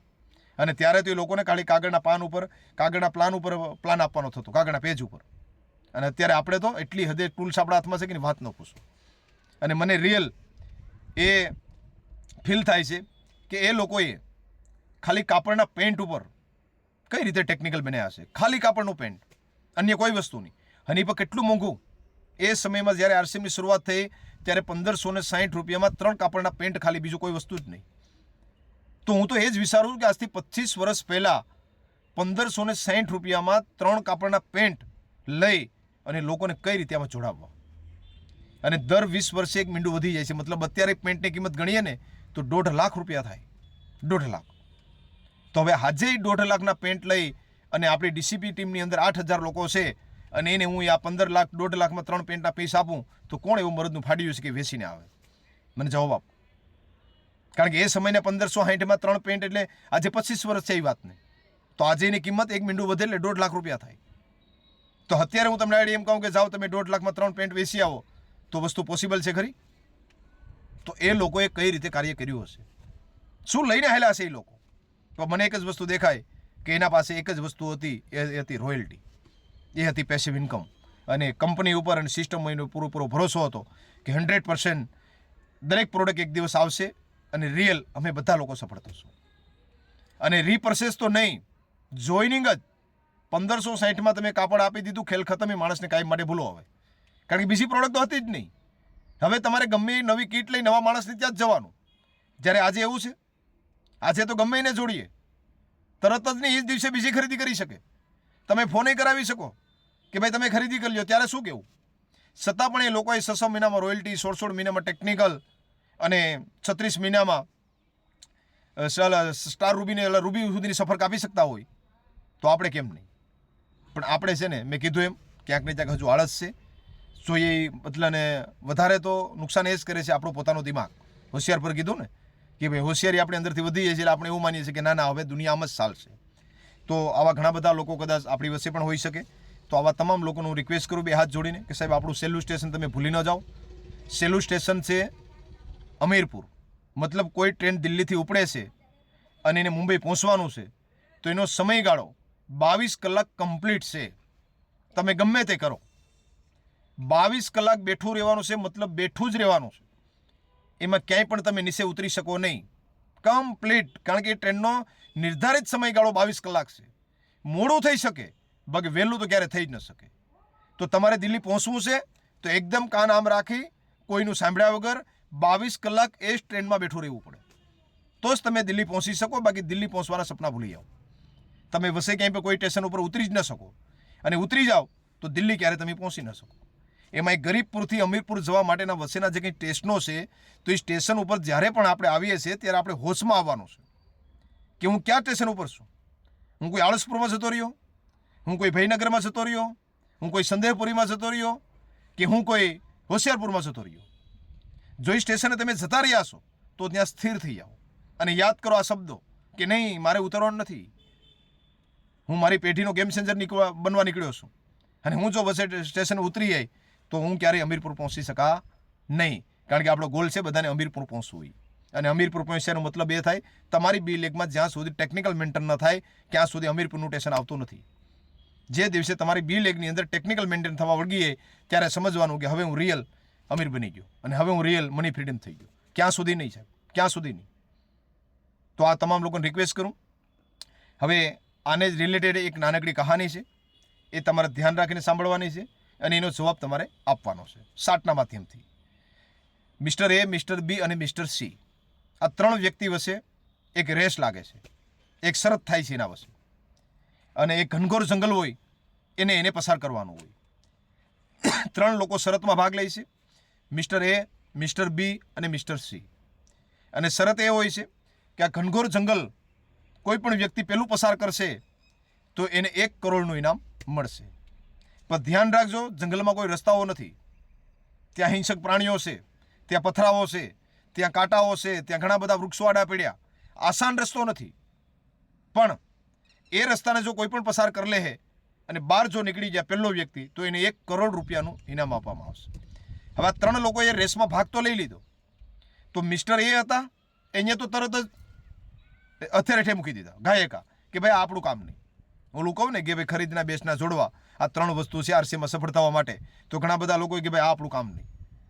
તો એને મિસ્ટર એ હતો ને અહીંયા તો ત્યાં જ હથિયાર છોડી દીધા કે સાહેબ આ મારાથી પોસિબલ નથી. પણ મિસ્ટર બી હતા ને, એને નક્કી કર્યું કે ના ના સાહેબ 1 કરોડનો સવાલ છે ને 1 કરોડ હું લઈને જ રહી, મારે રેસમાં ભાગ લેવો. હવે વધ્યા પાછળ 2, મિસ્ટર બી અને મિસ્ટર સી. એટલે મિસ્ટર બી અને મિસ્ટર સીએ દોડવાની જંગલમાં શરૂઆત કરી. તો જંગલમાં તો આપણે જાય એમ કે ત્યાં રસ્તા તો હોય ને, ઘણું બધું કાંટા પડ્યા હોય, ઝાડીઓ હોય, પથ્થરો હોય. એટલે ઘણા બધા લોકો જે મિસ્ટર બીએ તો અહીંયા આગળ જવાની શરૂઆત કરી, ત્યાં થોડુંક જ અંતર કાપ્યું, તેને પથ્થરો વાગ્યો અને પથ્થર વાગ્યો એટલે લોકો કહે ને કે નખ નીકળી ગયો એમ. આગળ ગયા ત્યાં કાંટાઓ લાગ્યા, થોડુંક આગળ ગયા તો એથી વધારે નુકસાન થયું. એટલે મિસ્ટર બી હતો એને નિર્ણય લીધો કે આપણું કામ નથી, જંગલ હજી બહુ મોટું છે અને આપણે આ રેસમાં ભાગ નથી લેવો. તરત જ દોડી અને જ્યાં ગેટનો મેન હતો ત્યાં બહાર નીકળી ગયા. કારણ કે એ હિંમત હારી ગયા કે આ મારાથી શક્ય નથી. એના હાથમાં લાગ્યું, પગમાં વાગ્યું, કાંટાઓ લાગ્યા, છતાં પણ એ માણસ હિંમત હારી અને બહાર નીકળી ગયા રેસમાંથી. હવે મિસ્ટર સી એક વધ્યા હતા, એને પણ પગમાં લાગ્યું, એને કાંટા હાલવા લાગ્યા, એને પથરાવા લાગ્યા, પણ પ્રાણીઓ પણ ડરાવ્યા, ઘણું બધું થયું. પણ એને નક્કી કર્યું હતું કે કોઈ પણ સ્થિતિમાં જંગલને પાર કરી લેવું એ વાત ફાઇનલ છે. મારા એકના બલિદાન આપવાથી જો મારા ફેમિલીને 1 કરોડ રૂપિયા ઇનામ મળતું હોય ને તો કદાચ એક વખત બારો નીકળી પછી ભલે દુનિયા છોડી દેવી પડે કે બાકી મૂકવાનું થતું નથી. અને એ માણસ લગાતાર દોડતો રહે, બધી જગ્યાએ પરિસ્થિતિનો સામનો કરતા જાય, આગળ વધતા જાય અને અંતે એ માણસ જંગલને પસાર કરી લે છે. અને બારોબાર નીકળે એટલે કે ને સફળતાનો ડંકો વગાડી અને સફળતાનો જે કંઈ ઝંડો હોય એ હાથમાં લઈ લે છે અને એ માણસને 1 કરોડ રૂપિયાનું ઇનામ મળે છે. હવે સવાલ એ નથી કે આમાં કોણ જીત્યું, સવાલ એ છે તમારી સામે કે આમાં સૌથી મોટું નુકસાન કોનું ગયું, મિસ્ટર એનું, મિસ્ટર બીનું કે મિસ્ટર સીનું? આ હું જવાબ તમારી પાસે માંગવા માંગુ છું. હવે તમારી દ્રષ્ટિએ જે કંઈ લાગતું હોય તે સાટમાં તમે લખી શકો અને થયું નુકસાન તો ક્યું એ પણ જવાબ આપવાનો છે, કેમ થયું એમ એ પણ તમારે જ કહેવાનું છે. અત્યારે મેક્સિમમ મિસ્ટર બી દેખાય છે, છતાં હજુ આપણે 1 મિનિટનો સમય લઈએ.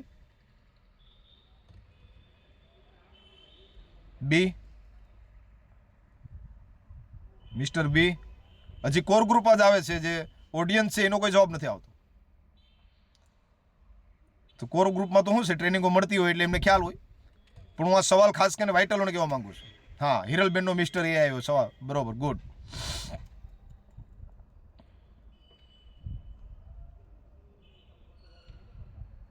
બી,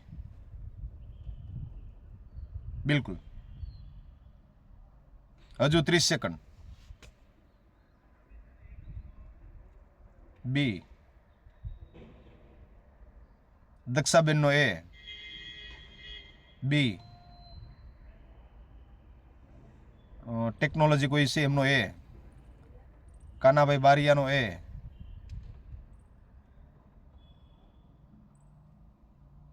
બી,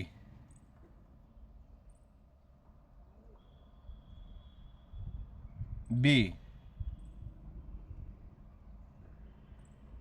એ, મંજુલાબેનનો એ. સરસ, મેક્સિમમ લોકો બી તરફ જઈ રહ્યા છે અને 4 થી 5% લોકો એવા છે કે ક્યાંક ને ક્યાંક એને ક્લિક કરે છે. તો આપણા વચ્ચે પહેલાં તો ખાસ હિરલબેન હતા, હિરલબેનનો માઇક અનમ્યુટ કરો અને એમને પૂછો કે ભાઈ તમે કઈ રીતે એને પસંદ કર્યો. વેલકમ હિરલબેન. હિરલબેનનું જે કંઈ હોસ્ટ હોય માઇક અનમ્યુટ કરે. હિરલબેન ડોડિયા. જય હરસિમ બેન, તમે ક્યાં તારથી કહી શકો કે મિસ્ટર એનું નુકસાન ગયું? સર આમાં એનું નુકસાન એ રીતે થયું કે જો એને બી અને સી ને બંનેને સાથે રાખ્યા હોત ને તો ટીમ જીતી શકત. પણ નહીં, રેસ કોઈને એક જ મળવાની હતી ને, કોઈ એક જ વ્યક્તિને 1 કરોડ મળવાના હતા, ત્રણેયને નતા મળવાના. જે પહેલું કદમ સફરની પાર પહોંચાડે એને જીત મળે એમ હતી, ત્રણેયને નતા મળે એમ.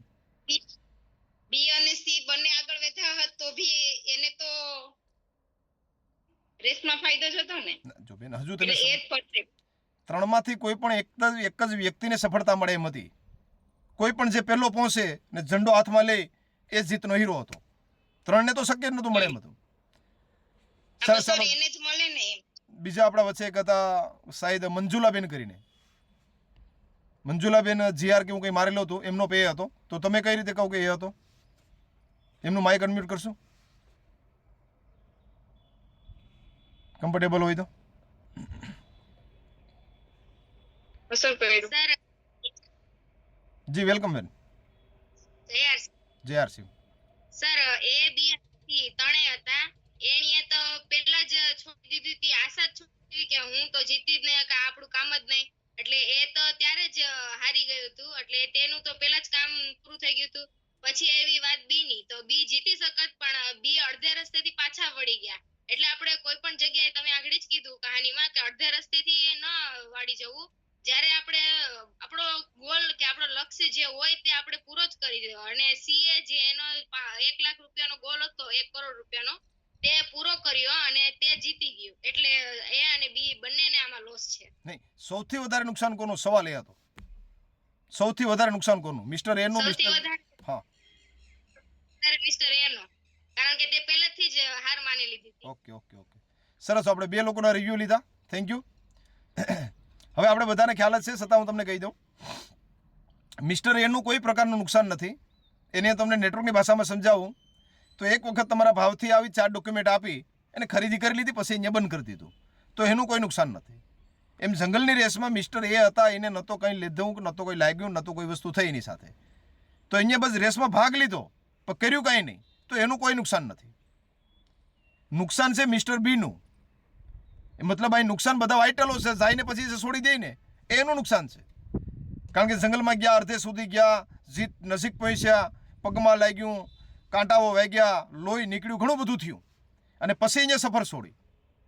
તો નુકસાન મિસ્ટર બીનું થયું છે અને સીનું થયું, પણ એ તો જીતી ગયા ને, તો એનું નુકસાન કોઈ થયું નથી. ન તો એનું થયું છે, ન તો સીનું થયું છે. નુકસાન સૌથી વધારે થયું છે મિસ્ટર બીનું. શા માટે? કે અહીંયા રેસમાં ભાગે લીધો, પોતાના શરીરને નુકસાન આપ્યું, પણ સફળતાનો જ્યાં કંઈ ઝંડો હતો એ ઝંડા સુધી ત્યાં ન પહોંચી શક્યા. તો જે લોકોએ એ ઉપર ફોકસ માર્યો હોય એ થોડુંક સમજવાની કોશિશ કરે. મિસ્ટર એનું કોઈ નુકસાન નથી. અને નેટવર્ક માર્કેટિંગ દુનિયામાં આપણે સમજીએ ને, તો મેં તમને કીધું એમ છે કે કોઈ પણ માણસ તમારા ભાવથી, તમારા વાતોથી સાંભળી અને તમારી સાથે ઇન્વોલ્વ થાય છે અને 4 ડોક્યુમેન્ટ આપીને KYC બનાવી લે છે અને પછી અન્ય કંઈ કરતા નથી, તો એનું નેટવર્ક માર્કેટિંગમાં કોઈ પ્રકારનું નુકસાન નથી. નુકસાન કોનું છે? જે લોકોએ સમાજ, કુટુંબ, મિત્ર સર્કલ, ઘણા બધા લોકોને સપનાઓ બતાવી દીધા કે અમે આવું કરશું, અમે આવે કરશું, અમે આમ કરશું, અમે તેમ કરશું, અમે આજે સાવડા સાહેબ ઓટો રિક્ષા હાંકતા હતા અને આજે ત્યાં પહોંચી જાય, તો અમે એક દિવસ 4 વ્હીલ લઈને ફરશું. અને પછી જે પાછા પડે છે ને સાહેબ, એનું બહુ મોટું નુકસાન જાય છે, બહુ મોટું નુકસાન જાય છે. અને નુકસાન તો જાય છે, પણ જ્યારે એ જ જંગલમાં ફરી પાછી રેસ લાગે છે ને સાહેબ, તો એ રેસમાં કોઈ ભાગ લેવા તૈયાર નથી થતો. શાના માટે? કે મિસ્ટર બી જે નુકસાન ભોગવીને પીછેહટ થયા ને, એને જોઈ અને ઘણા બધા લોકોમાં તાકાત છે કે રેસ જીતી શકે એમ છે, પણ છતાં પણ એને રેસમાં ભાગ લેતા ડર લાગે છે. કે રાજ માણસોએ શરૂઆત કરી હતી, હું આમ કરી નાખા, હું તેમ કરી નાખા, અને એ જ પાછા દાંતેડી લઈને નીંદવા ઉડગી જાય ને, ત્યારે રિયલ આજુબાજુનો જે કંઈ એરિયો હોય ને, એ કેટલી બધી નેગેટિવતા ફેલાય છે. કાં તમે મિસ્ટર બી બનો, નહીં, કાં એ બનો, કાં સી બનો. એમ અહીં પણ જે પણ મારા વચ્ચે લોકો છે અને કદાચ મિસ્ટર બી તરફ જો જવા જઈ રહ્યા હોય ને, તો એને 2 હાથ જોડીને રિક્વેસ્ટ કરું કે સાહેબ હવે યુદ્ધ એ જ કલ્યાણ છે. હવે કોઈ વિકલ્પ નથી આપણા પાસે, કોઈ વિકલ્પ નથી. જીતવું એ જ આગળ વધવું, બીજું કાંઈ છે જ નહીં આપણા પાસે ઓપ્શન. એ નિર્ણય લેવાનો હતો તમારે શરૂઆતમાં કે મારે RCમાં કામ કરવું કે નહીં, આગળ વધવું કે નહીં, ત્યારે મૂકી દેવાતા હથિયાર. મિસ્ટર એ જ એમ કે નહીં સાહેબ આપણું કામ નથી, આ જે કંઈ હોય ગરીબાઈની ગદગદાઈ મને ગમશે. પણ હવે તમે એક મજબૂત બંધ બનાવીને આગળ વધ્યા અને પછી તમે પાછા ડાઉન જાઓ છો ને, તો એ તમારા એક પૂરતી નુકસાન નથી. તમારો આજુબાજુનો 10, 15, 20 કિલોમીટર એરિયામાં તમે RCMનો ભગવો એવો ફેરાયો કે એની વાત ન પૂછો. અને ત્યારે પછી તમે કોઈ નાનકડી વાતને લઈને નેગેટિવ થાવશો અને સિસ્ટમમાં કામ કરવાનું બંધ કરો છો ને સાહેબ, તો એ 10 કિલોમીટર એરિયામાં બધીમાં નેગેટિવતા ફેલાઈ જાય છે. એક જિલ્લાનો વિદ્યાર્થી જ્યારે UPSC કે GPSCની અંદર ટોપ 10માં એનું નામ આવે ને સાહેબ, તો એ આખો જિલ્લો એક વિદ્યાર્થીના નામથી પ્રભાવિત થાય છે. કારણ કે એને UPSC ક્લિયર કર્યું. એ સાહે કોઈ પણ વ્યક્તિ હોય, પણ એ જિલ્લાને આખો જાગૃત કરી દે છે. જ્યારે હું એમરાલેશ્વર બન્યો ને, ત્યારે અન્ય ટીમોમાંથી ફોન આવીને મને કીધું કે દિનેશભાઈ, તમે કોઈ તમારી એક ટીમ માટે કે ગૌરવ નથી, તમે ગીર સોમનાથ જિલ્લાનું એક ગૌરવ છો. કારણ કે માણસ સમજી શકે કે આ લેવલનું હું વેલ્યુ હોય છે. તમે કોઈ તમારી ટીમ કે તમારા સમાજ કે તમારા ગામ પૂરતી કોઈ ગૌરવ નથી, એમ તમે આખા આપણા સોમનાથ જિલ્લાનું એક ગૌરવ છો. કે અમારા માટે પણ તમે એક ગૌરવનું પાત્ર બન્યા. કે તો એમ મારું બધાને કહેવાનો પર્પઝ એ છે કે મિસ્ટર બી તરફ તમે જો જતા હોય ને, તો પ્લીઝ સી તરફ જાઓ, એનું ન વિચારો.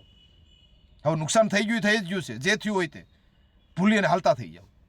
પણ જો તમે ત્યાંથી પાછા વળશો તો એકલું નુકસાન જ છે, એકલું નુકસાન છે. અને તમારા એકનું નુકસાન તમને કદાચ દેખાતું છે, પણ મને દેખાય છે કે આજુબાજુના 10 કિલોમીટર એરિયામાં તમામ લોકોનું નુકસાન થાય છે. ત્યાં પછી અમે જાય છે ને એને પોઝિટિવ કરવા છે ને, બહુ અઘરા પડે છે સાહેબ, બહુ અઘરા પડે છે. કારણ કે તમે એ પ્રકારની વાતો કરી દીધી હોય કે ના હું આમ કરી લઈ, હું આમ કરી લઈ, હું તેમ કરી લઈ, અને પછી તમે હથિયાર છોડો છો ને ત્યારે બહુ મોટું નુકસાન જાય છે. તો આ કહાનીમાંથી એ જ શીખ લેવાની છે. સમય ઘણો જતો રહ્યો, 2 વાગી ગયા. તમારી વચ્ચે આવવાનો મને મોકો મળ્યો અને હું તમામ લોકોને રિક્વેસ્ટ કરું કે આ કેસેટને એકદમ ધ્યાન રાખીને સાંભળે. મેં તો જ્યારે બિગનર પિનેસીવર હતો ત્યારે હાથે હાંકતે 100 વીઘાનું જ્યાં સુધી હાથી ન પૂરું થયું ને ત્યાં સુધી મેં ઓડિયાને સાંભળ્યો હતો. અને ત્યારે જ મને ખબર પડી ગઈ હતી કે આમાંથી એક પણ સ્ટેશન ઉપર ઉતરવાનું નથી. જ્યારે મારામાં કોઈ બદલાવ આવે છે ને, ત્યારે મારે જોવાનું છે કે હું ક્યાં સ્ટેશનમાં બેઠો છું. તો એ સ્ટેશન હું બેઠો છું, મને ખબર પડી ગઈ, તો હવે ઉતરવાનું નથી. 22 ઘંટા મતલબ 22 કલાક ગમે એ થાય, સાહેબ દુનિયાને જે કેવું હોય કે, પણ 22 કલાક સુધી ટ્રેનમાં ઉતરવાનું થતું નથી. બેઠું જ રહેવાનું છે. કારણ કે આપણો ગોલ છે દિલ્હીનો, અને એનું નિર્ધારિત, હા મોડું થઈ શકે, ટ્રેન ક્યાંય ક્રોસિંગ થાય ને તો 1 કલાક લેટ થાય, 2 કલાકે લેટ થાય, પણ એ ટ્રેન પહોંચે છે ફાઇનલ. લેટ ભલે થાય, પણ તમે જો શોર્ટકટ રસ્તો ગોતશો કે નાના 22 કલાકનું અંતર હું 10-20 કલાકમાં કાપી લઉં, 15 કલાકમાં કાપી લઉં, તો આગળ જતાં બહુ નુકસાન કરશે. નેટવર્ક માર્કેટિંગમાં શોર્ટકટ ક્યારેય ન ચાલે. જે સિસ્ટમમાં કામ કહે છે એ પ્રમાણે કરવું જ પડે. ઘણા બધા લોકો શોર્ટકટ કરવા ગયા, આગળ ન જઈ શક્યા. આમાં તમે અરે શોર્ટકટ ન હાલે, કામ કરવું પડશે તો કમ્પલસરી કરવું જ પડશે.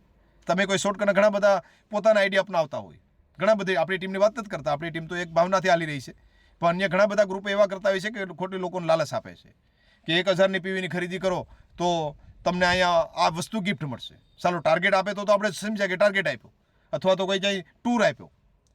પણ હવે એક ગ્રુપ એવું હતું, મારી પાસે પોસ્ટર છે અત્યારે હાલ, કે 10,000 પીવી કરો તો સોનાનો દાણો ફ્રી. બોલો, તો આ શું થયું? પોતાની હિત માટે થઈને ટીમને લાલચ આપી. તો સોનાનો દાણો કાયમ આપી શકશો આપણે?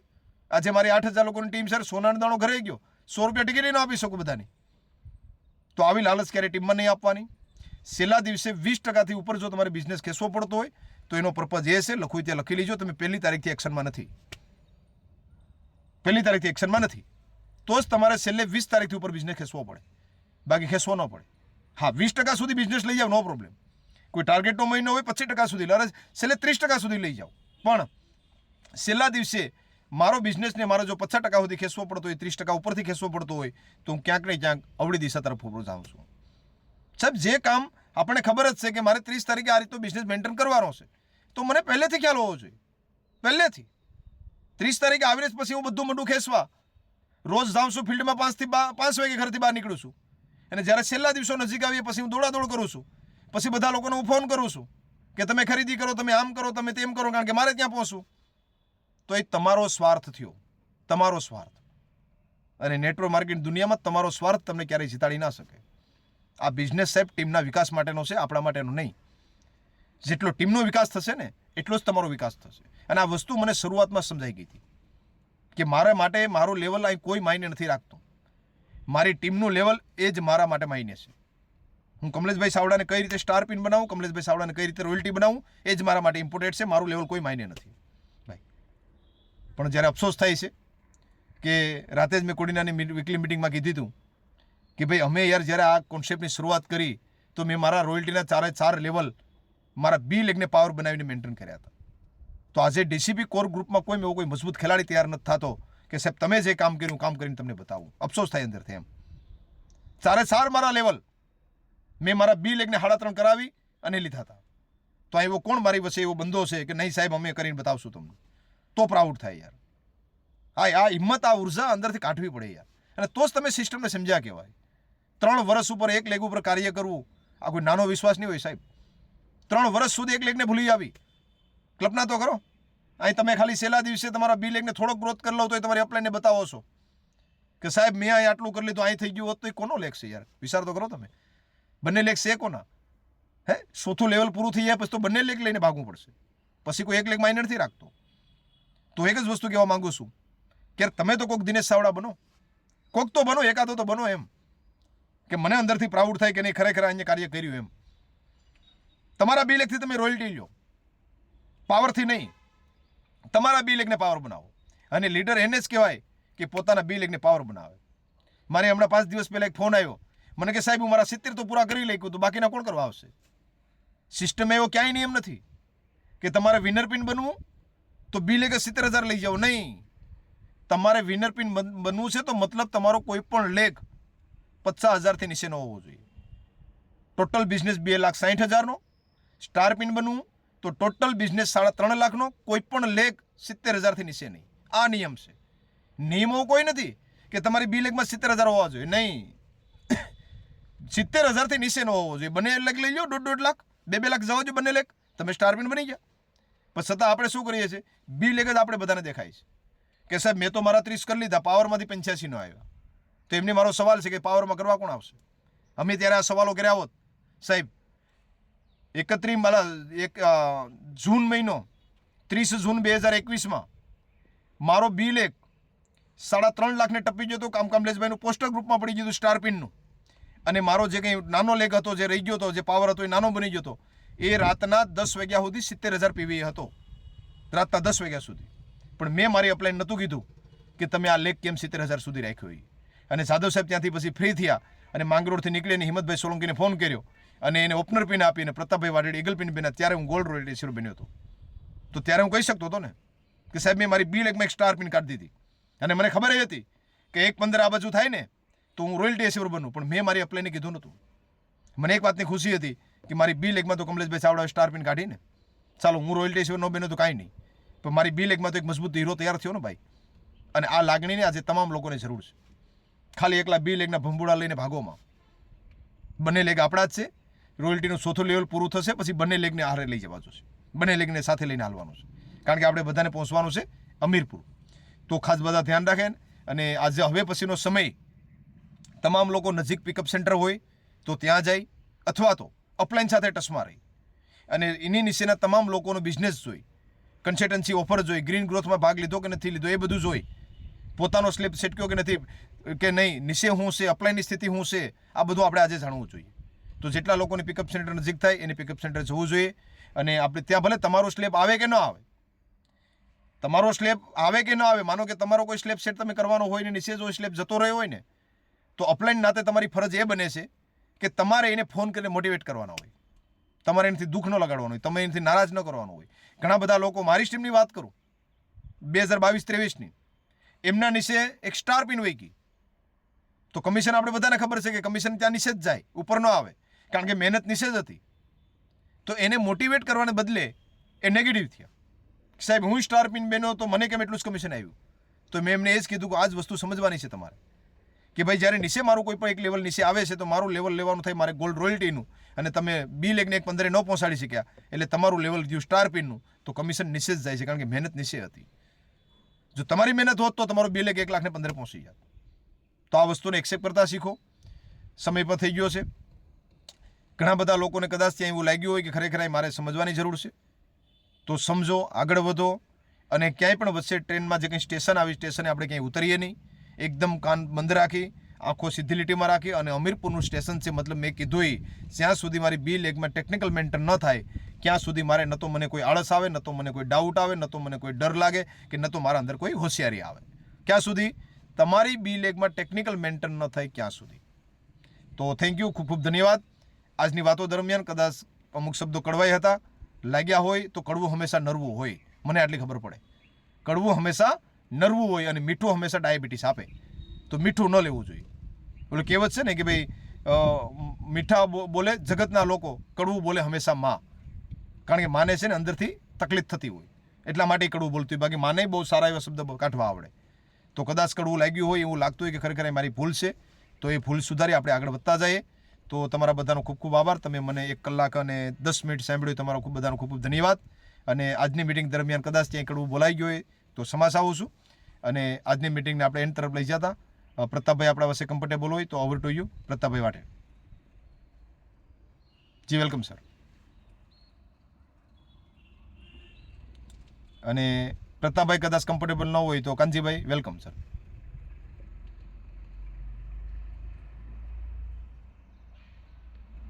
કાનજીભાઈ વાણવી.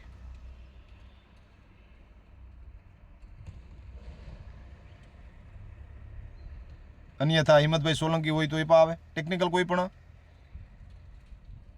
કમ્ફર્ટેબલ હોય તો આજની મિટિંગની એન્ડ આપે. કાનજીભાઈ નથી ભાઈ, નીકળી ગયા લાગે. સરસ. કમલેશભાઈ ચાવડા છે આપણા વચ્ચે? જી સર, અવાજ આવે છે મારો? યસ યસ, વેલકમ સોલંકી સાહેબ, વેલકમ. જી ખૂબ ખૂબ ધન્યવાદ ચાવડા સર. છેલ્લા દિવસમાં ખૂબ કિંમતી સમય મેનેજમેન્ટને લઈને સતાય આપે એ બદલ ખૂબ ખૂબ ધન્યવાદ. અને જે કંઈ આજના ટોપિક હતા સાહેબ, ગરીબપુરથી હમીરપુર જવાવાળો જે ટોપિક છે એ ગજબ. અને એમાંના જે સ્ટેશનો છે સાહેબ, એ સ્ટેશનો ખરેખર જીવનની અંદર આટલા બધા માયને રાખે છે કે ક્યાંય ને ક્યાંય ઘણી વખત ભૂલો થઈ જતી હોય, ચૂક થઈ જતી હોય. અને મિસ્ટર એ, બી અને સી નું જે ઉદાહરણ છે એમાં પણ સાહેબ ઘણા બધા લોકો હજી કન્ફ્યુઝન છે. તો એ કન્ફ્યુઝન ક્યાંય ને ક્યાંય પોતાની અપલાઈનને પૂછી અને એક દૂર કરવાનો પ્રયાસ કરે કે ભાઈ ખરેખર મિસ્ટર બી નું જ નુકસાન થયું છે. અને એક એવા અભિયાનની સાથે આગળ વધીએ છીએ, એક એવી સફળતા તરફ આગળ વધીએ છીએ, તો હંમેશા ને હંમેશા બી નામનો જે પોઈન્ટ છે અને બી નામનો જે વ્યક્તિ છે એને પેલા આપણે એક વખત ચેક કરી લઈએ કે હું એની સાથે જાઉં છું અને એ કદાચ અડધે રસ્તેથી એ પણ છોડી દે અને મારે છોડવું પડે, તો મિસ્ટર બી નામનો જે વ્યક્તિ છે એની ખૂબ જ અને ખ્યાલથી ધ્યાન રાખવાની છે કે કદાચ મારું ભવિષ્ય ત્યાં બગડી જાય, મારું ઘણું બધું મોટું નુકસાન થઈ જાય. એટલે ખરેખર આજનું જે સેશન છે સાહેબ એ ગજબ. અને એમાંના જે પોઈન્ટ છે ભયનગર, કારણ કે તમારા શબ્દો મેં ઘણી વખત સાંભળ્યા છે સાહેબ, ઘણું બધું મેં તમારી પાસેથી શીખ્યું પણ છે. તો ભાઈ નગર છે ત્યાં વ્યક્તિ ભયભીત થાય અથવા તો એક ભયભીત વ્યક્તિ હંમેશા ને હંમેશા ભય વેચતો હોય છે સાહેબ. અને સંદેહપૂર તો એક શંકા કુશંકાનો વિષય છે. હું સફળ થઈશ કે નહીં થઈ, મારી અપલાઈન મને સપોર્ટ આપશે કે નહીં આપશે, કંપની સારી હશે કે નહીં હશે, સિસ્ટમ કેવી હશે. આ એક શંકાપુર સંદેહપુર નામનું જે સ્ટેશન છે એ અહીંયા બહુ માયને નથી રાખતું અગર મારે સફળ જ થવું છે.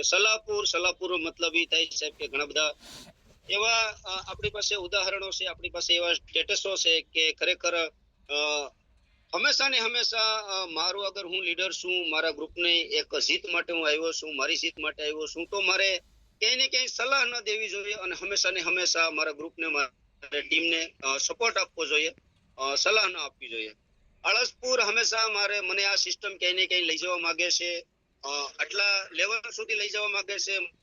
માન સન્માન, સમયની આઝાદી અને મારું એક પારિવારિક જે જીવન છે, મારી આવનારી જે પેઢીઓ છે એને સપન બનાવવા માંગે છે. તો ખરેખર મારે આળસ ન કરવી જોઈએ જીવનની અંદર અને મારે હંમેશા ને હંમેશા કામ કરવું જોઈએ.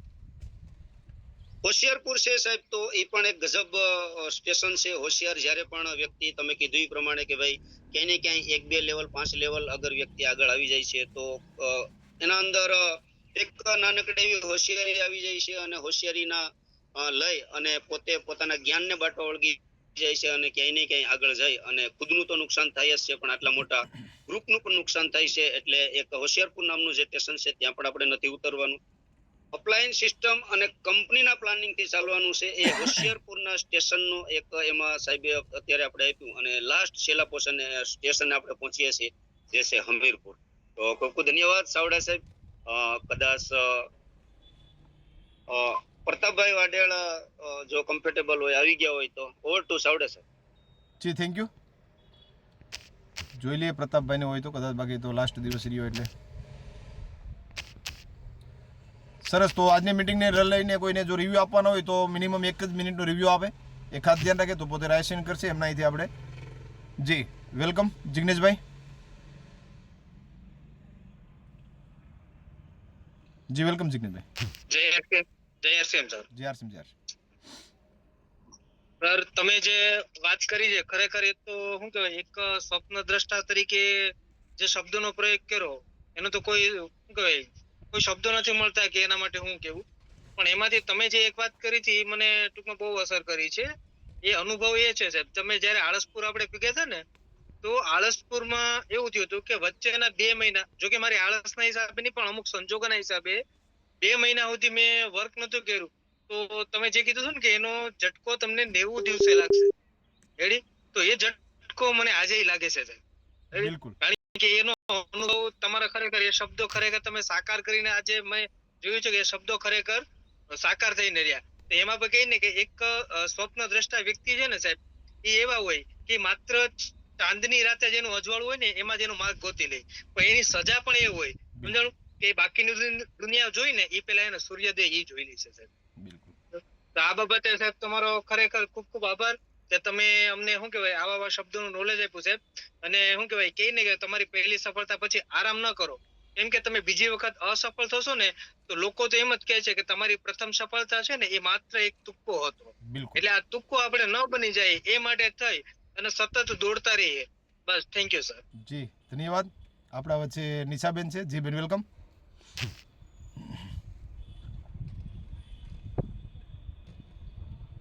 નમસ્કાર સર, જય આરસીએમ. આજે છેલ્લા દિવસોમાં તમારી જે 2 વાતો મળી જાય છે તો ઘણું બધી શીખવા મળે છે સર. અને તમે અમીરપુર ને ગરીબપુર વિશેની જે વાત રાખી છે તો તેમાં પણ ઘણું બધું જાણવા અને શીખવા મળ્યું છે કે ભાઈ એમાં સલાહપુર આવે, આળસપુર આવે, હોશિયારપુર આવે અને જે લોકો ડાઉન કરે છે આમાં કે કોઈના વાતોમાં આવી જાય છે અને જે ઉતરી જાય છે તો બહુ બધું નુકસાન કરે છે. ને તે પછી જે આપણા બધાના ઉપરના જે સફાઈયરો બન્યા છે તો ત્યારે તો સર જે ખાલી કાપડ ઉપર જ કામ કરતા હતા અને તેઓ લોકોએ કેવી રીતના 5-5 વર્ષમાં 2-2 વર્ષમાં ટેકનિકલ બન્યા છે, સ્ટાર રૂબી બન્યા છે. તો આપણે તો અત્યારે બહુ બધું આસાન છે. અને એ બી ને સી વચ્ચેની સર આ તમે જે વાત રાખી તો એમાં પણ ઘણું બધું જાણવા અને શીખવા મળ્યું છે. તો એનું તો કોઈ નુકસાન જ જોઈએ એટલે કે એને શરત રાખવામાં આવી હતી જંગલ વિશે કે ભાઈ જંગલ પાર કરવાનું, એવી રીતના તેને સલાહ રાખવામાં આવી હતી. તો તેઓ તો બહુ એનો કોઈ નુકસાન જ નથી થયું, કેમ કે અત્યારે આપણે આરસીએમ ની વાત કરીએ તો ઘણા ગઈ છે અને કાલ જે મારી ટીમ બેઠી હતી ને એ એકદમ પોઝિટિવિટી મને લાવી દીધી. માત્ર સફળ પુરુષ પાછળ એક સફળ સ્ત્રી હાથ હોય 100%. તો હવે જો હાથ તો મળી ગયો અને સાથે તમારો સાહેબ 100% 100% સાહેબ પ્રાઉડ ફીલ થશે તમને કે એક વખત જાંબાઝ સિપાહી જાંબાઝ ખેલાડી તમારી ટીમમાં છે. બિલકુલ. ધન્યવાદ.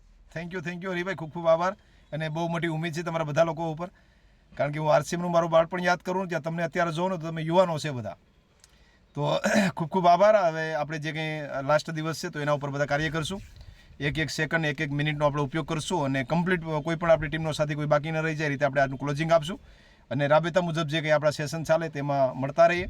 અને એક જ વસ્તુ લાસ્ટમાં, યુદ્ધ એ જ કલ્યાણ, એના સિવાય કોઈ વિકલ્પ નથી, વાદ નહીં વિવાદ નહીં, વિકાસ સિવાય વાત નહીં. તો આપણે અહીં સેશન એન્ડ આપશું, ફરી પાછા આપણે રેગ્યુલર જે કંઈ સેશન હાલે તેમાં મળશું.